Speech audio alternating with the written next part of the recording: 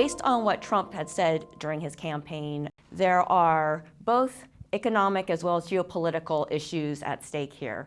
What seems on the surface to make a lot of sense to American people risks actually hurting U.S. interests, the Paris Climate Agreement. This was the one bright spot between U.S. and China. The big problem in the past was that developing countries always accused the developed countries of saying it's not fair if you want us to cut emissions when you had a 100-year lead. China finally stepped up to the plate and said, we will join you to meet certain targets by 2025. This was a landmark deal.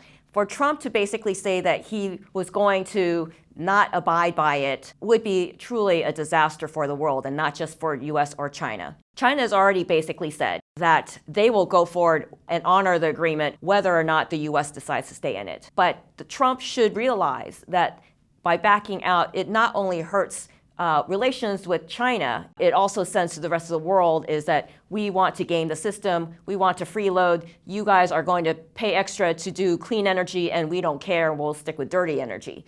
One flashpoint clearly is the South China Seas. A lot of trade goes through these waters. China claims that the islands in the South China Seas historically belong to China. The US claims they have freedom of navigation of these seas. Trump has basically said that China is not respecting us and that the U.S. needs to build up its naval fleet and threaten China to back down. China has been developing their Silk Road strategy, which would be high-speed rail that would go across the Eurasia continent. The rail will significantly cut transport times and would give China a huge competitive advantage. So if Trump decides to go tough on China on these sea lanes, what it will end up hurting would be countries like Japan and South Korea. They will be at a disadvantage because they do not have access to the rails that China is intending to build.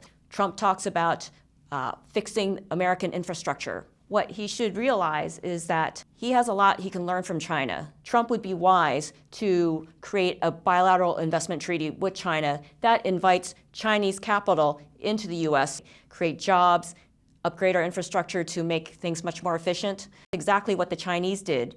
And so perhaps a complete win-win situation would be to invite the Chinese to help him build the infrastructure here in the US. Trump has a unique and historical opportunity that would make US economic growth and China's economic growth complementary.